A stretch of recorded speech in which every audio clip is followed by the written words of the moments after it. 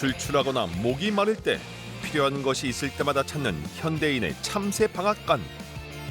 과자나 음료수를 좋아해서 삼각김밥이나 도시락 이런 걸 주로 어딘가에는 다 존재하고 있기 때문에 골목 한쪽마다 어김없이 자리해 밤새 불을 밝히는 곳, 바로 편의점인데요. 근거리 식료품점으로 승승장구하던 편의점이 내수부진 장기화에 고전하고 있습니다. 지난해 1,600여 개의 편의점이 거리에서 사라졌습니다. 점포 수가 줄어든 건 지난해가 처음인데요. 출잼에 의한 성장을 했기 때문에 이제 더 이상 낼 데가 없는 거죠. 불패 신화, 편의점 왕국의 속사정. 여기가 좀 잘 된다 싶으면 그 근처에다가 또 오픈한다고 들어와요. 높은 로열티와 그 폐점의 실패를 오롯이 점주님들이 부담하는 구조이기 때문에 급변하는 유통 환경, 편의점도 전략 수정에 나섰습니다. 신기해 보여가지고 한번 들어와 봤거든요. 간단하게 즐길 수 있어서 좋은 것 같아요. 세계에서 편의점이 가장 많은 나라. 지금 편의점엔 어떤 일이 일어나고 있는지 들여다봅니다.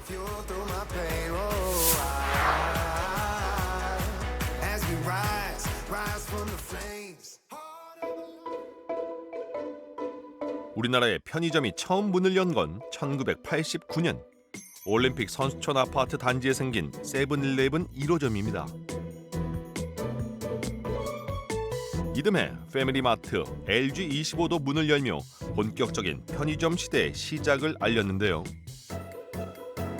슈퍼인 듯, 카페인 듯, 분식점인 듯 24시간 불이 꺼지지 않는 깔끔한 매장은 동네 구멍가게에 익숙했던 당시 소비자에게 새로운 경험이었습니다. 그때가 이제 올림픽을 전후로 해서 유통시장이 좀 개방이 되고 하면서 또 국민소득도 올라가고 하면서 편의점이 도입이 됐거든요. 국민소득이 올랐다는 것은 새로운 소비 문화를 경험하고 싶은, 그 다음에 편의를 추구하는 이런 게 있었고요. 그 다음에 새로운 문화적인 그런 현상으로서 이렇게 받아들이는 경우가 있었고요. 하지만 다소 비싼 가격 때문에 편의점이 확산하기까지 꽤 오랜 시간이 필요했습니다. 편의점이 만 개가 되기까지 18년이 걸렸는데요. 그 후 3만 개로 늘기까지 8년, 5만 개가 되기까지는 단 6년밖에 걸리지 않았습니다.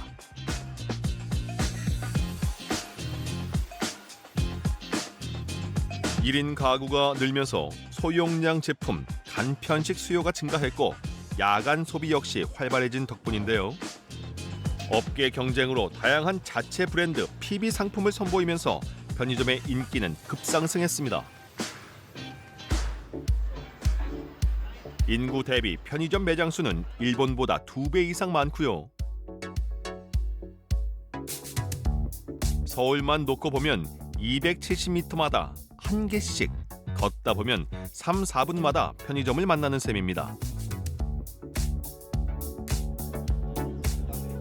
낯설고 비싸지만 뭔가 있어 보였던 가게에서 이제 가장 가깝고 만만한 동네 슈퍼이자 만물상 역할을 하고 있는 편의점.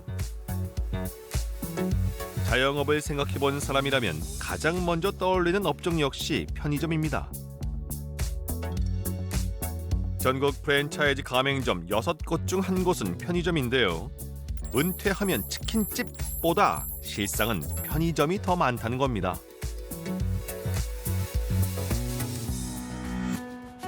편의점 창업을 선호하는 이유는 뭘까요? 지난 2017년부터 편의점을 운영하고 있는 하동선 씨. 21,200원이에요. 감사합니다. 안녕히 가세요. 출산, 육아로 이른바 경단녀가 됐던 동선 씨는 10년 전 자녀 교육비를 벌기 위해 다시 생활전선에 뛰어들어야 했지만 선택지는 많지 않았습니다. 제 나이가 그때 40대 초반이었어요. 직장 생활을 꿈도 못 꿨어요. 이력서 자체가 안 되더라고요. 그래서 뭐 커피숍, 꽃집, 서점 이런 것들을 다 이제 알아봤죠. 알아봤는데 창업 비용 자체가 편의점이 제일 낮았어요. 낮아서 이 정도면 내가 할 수 있겠다. 그리고 또 통계에 따르면 주요 편의점 평균 창업 비용은 7천만 원대입니다.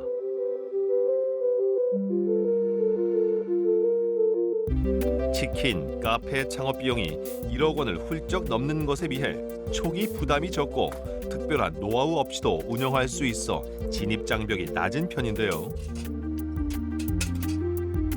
동선 씨는 주 6일 매일 아침 8시부터 밤 10시까지 하루 14시간을 이곳에서 혼자 일하고 있습니다. 당초 8시간으로 시작했던 근무 시간은 점점 늘어났는데요. 제가 줄일 수 있는 부분이 알바비잖아요. 그래서 알바비를 줄이려고 제가 그냥 이렇게 장시간 근무를 하고 모든 대부분의 점주님들이 아마 그럴 거예요. 어디 여행 한번 제대로 못 가는구나. 엄마한테 한번 제대로 못 가는구나. 이런 생각이 들 때 좀 현타가 오긴 하더라고요. 손님이 없는 시간 틈틈이 상품 진열도 하고 주문도 합니다. 겨울 편의점 효자 상품인 군고구마도 손님이 찾을 때 떨어지지 않도록 미리 구워두는데요. 끊임없이 이거를 굽다 보니까 냄새가 계속 나는 거죠, 저희 매장에서. 그래서 많이 찾으러 와요. 고구마 맛집이 됐어요, 지금은. 할 일도 다 하고 손님도 없으면 책을 보며 자리를 지킵니다.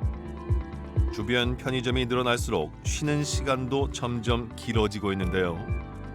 창고는 똑같잖아요. 사람은 객수는 똑같은데 이걸 나눠 먹어야 되는 거잖아요. 그러다 보니 제가 지금 이 매출로 겨우 제가 이렇게 막 몇 시간씩 근무하면서 버티고 있는데 여기 옆에 하나가 또 생겼다 하면 이 매출이 나눠지니까 그러면 그 점주도 죽고 저도 죽는 거예요. 이게 힘든 거예요. 하나라도 더 팔기 위해 본사에서 지원하는 행사도 빠짐없이 참여하고 있는데요. 이게 장시간 근로에 비해 수익은 적지만 마땅한 대안도 없습니다. 긍정적으로 생각하자면 내가 어디 가서 이 돈을 벌 수 있나. 저를 이렇게 일 시켜주지 않을 거잖아요. 그래서 그냥 내가 그냥 장시간 일하고 알바비 안 쓰고 내가 그냥 더 많이 가져간다. 근데 이제 이렇게 내가 버티는데도 안 되는 매장들은 정말 답이 없는 거죠. 편의점 창업은 중년층이라는 것도 옛말입니다. 주 고객이자 아르바이트를 통해 경력을 쌓은 젊은 세대 역시 고용 불안 속에 편의점 창업에 적극 뛰어들고 있는데요. 세대 불문 창업 수요. 여기에 편의점 본사의 공격적 출점 경쟁까지 합세하며 편의점은 폭발적으로 늘어났습니다. 두 개 탑2, G2 기업의 경쟁 때문이에요. GS와 CU가 자존심건 싸움을 우리나라는 너무나 급격히 하기 때문에 편의점이 전 세계에서 유통시장에서 이 정도의 비중을 차지하고 있는 나라는 우리나라하고 일본밖에 없죠. 편의점 프랜차이즈가 저마다 몸집 불리기에 나선 데에는 가맹점 수가 곧 수익이라는 전략이 맞아떨어졌기 때문인데요. 편의점 같은 경우에는 본사가 인테리어랑 시설을 해줘요. 본사가 인테리어랑 시설을 하다 보니까 로열티가 높아요. 그러니까 초기 진입 장벽이 낮은 대신 어떻게 보면 그게 점주님들한테 꼭 좋은 것만은 아니에요. 왜냐하면 보통 뭐 65대 35, 70대 30, 그러니까 본사가 뭐 30, 35, 20 이렇게 가져가요, 퍼센테이지로.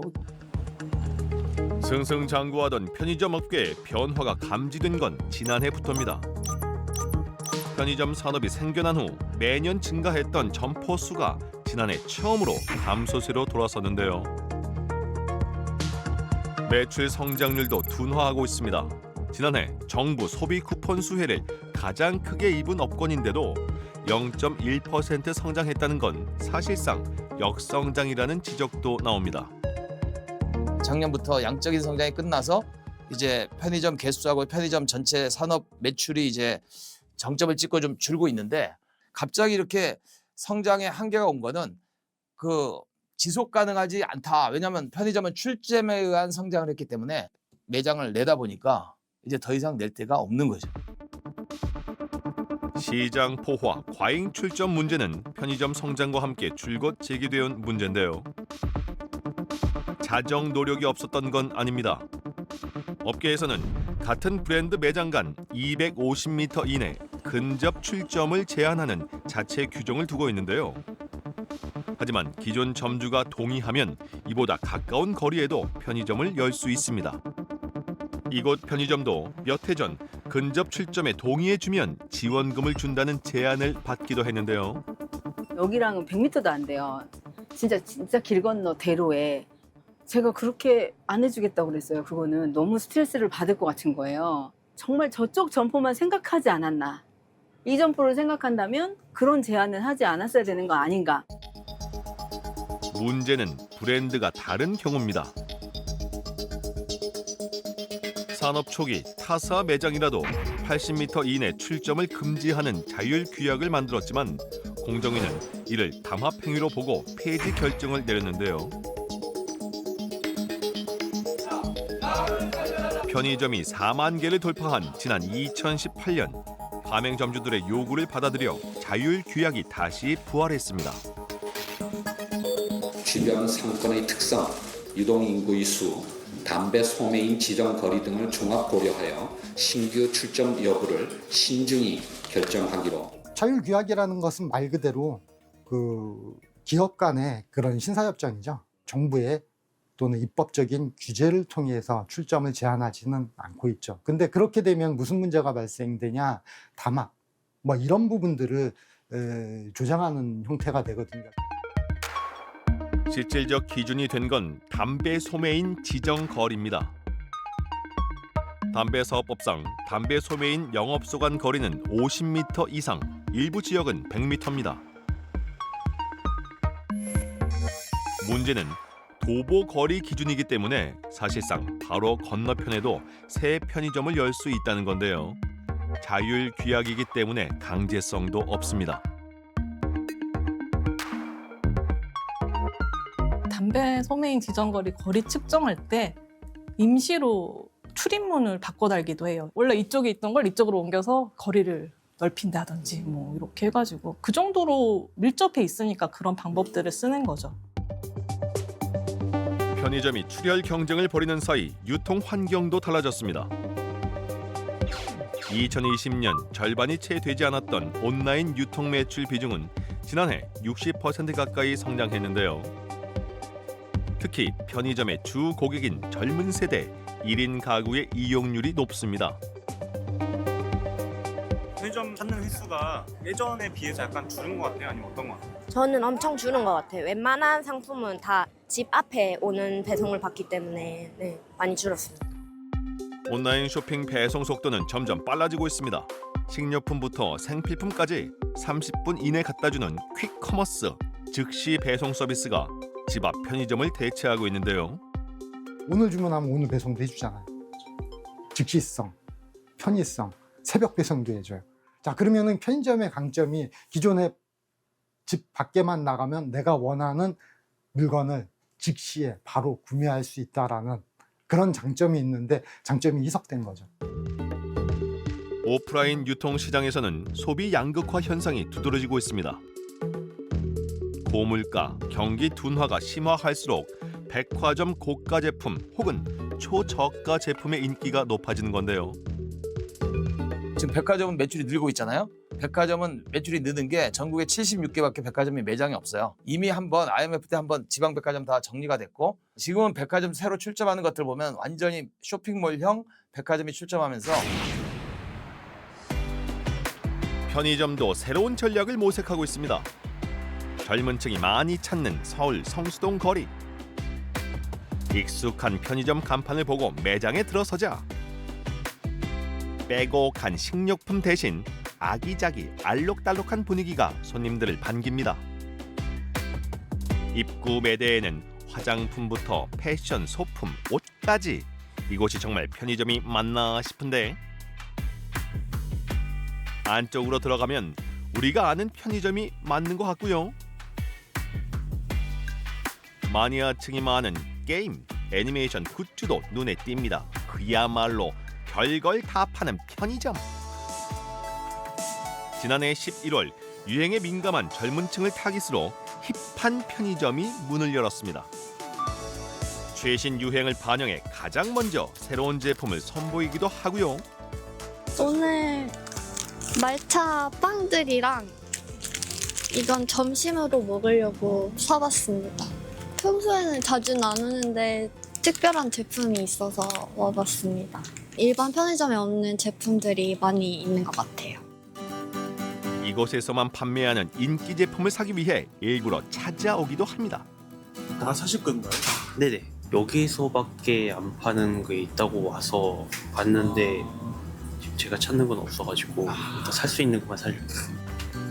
젊은 고객의 발길을 붙드는 귀여운 화장품. 편의점에서만 살 수 있는 콜라보 상품을 통해 이곳에 와야 할 이유를 만들겠다는 건데요. 여기 화장품도 파네? 여기 옷도 파네? 라고 하시면서 오히려 매장의 체류 시간이 손님들이 많이 길어졌다고 느끼고 있어요. 점점 경쟁이 많이 심화되고 하기 때문에 가만히 있어서는 좀 안 되는 시기가 온 것 같고요. 그래서 좀 더 젊은 트렌드를 중요시하는 고객들이 구매하는 상품들을 보면서 상품 같은 것을 개발을 할 때도 그런 걸 활용해가지고 상권 특성에 맞춘 특화 매장도 진화하고 있습니다. 외국인 관광객이 많은 명동. 일단 편의점 규모부터 남다른데요. 커다란 K-팝 전광판이 관광객의 눈길을 사로잡고요.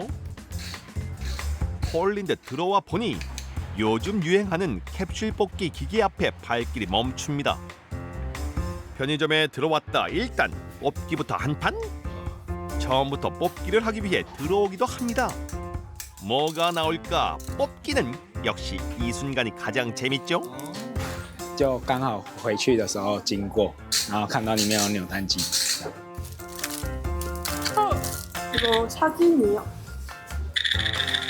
이번에 처음 봐요. 그래서 신기해서 들어봤는데 유행에 뭔가 약간 방영을 해가지고 이렇게 많이 세워둔 건가 그걸 생각했어요. 안으로 더 들어가 보면 일반 편의점과 비슷한 듯 싶지만 구석구석 또 다른 가게처럼 K-팝 상품, K 기념품 등 외국인 관광객을 겨냥한 상품들이 눈에 띄는데요. 한국 편의점의 상징과도 같은 라면과 즉석식품을 편하게 맛볼 수 있는 테이블과 의자도 널찍하게 준비되어 있습니다. ラーメンを食べるスペースがあることが日本にはないし、小さいコンビニもあったけど大きいコンビニはこういうのがあるんだなって。 Part of why I came here tonight was to eat ramen, and so I think that for me is makes me feel like very happy about being able to eat ramen in a place that is very themed for it.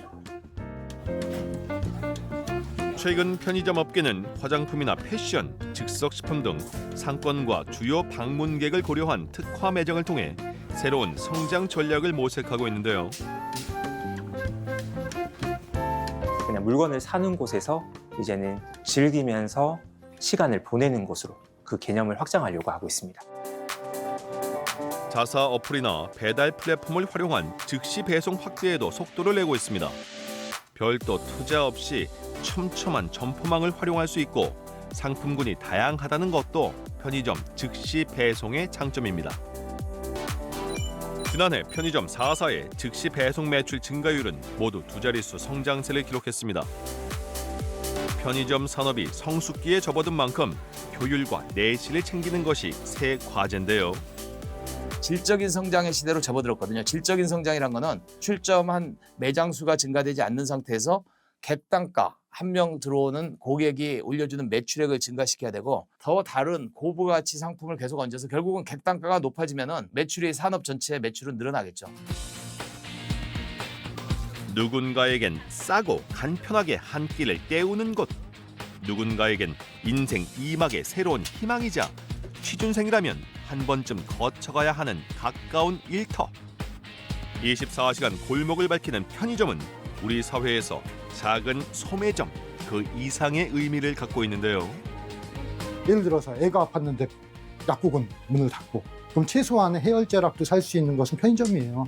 단순한 기업, 그다음에 이윤, 수익, 매출 이런 모델로만 볼 것은 아니고 그런 하나의 지역사회에서 기여하는 공로도 우리가 고려를 한다면 여러 가지 인건비 지원이라든가 이런 부분들을 통해서 공익성을 좀 강조하는 정부의 그런 지원 제도도 바람직하지 않을까. 골목 경제를 대변하는 편의점의 위기가 소상공인, 서민 경제의 위기로 이어지지 않도록 세심한 정책 대응이 필요한 때입니다. 지금 너무 가포화 상태니까 좀 저매출 정보 정리가 좀 필요할 것 같아요. 근데 정리를 해야 되는데 사실 점주님들이 운영위약금이랑 인테리어 잔존가 이런 것 때문에 정리를 못 하시잖아요. 그러니까 이제 본사들이 이제 그런 걸 조금 부담을 하면서 점주님들이 좀 질서 있게 퇴진할 수 있도록 해야 될 것 같아요.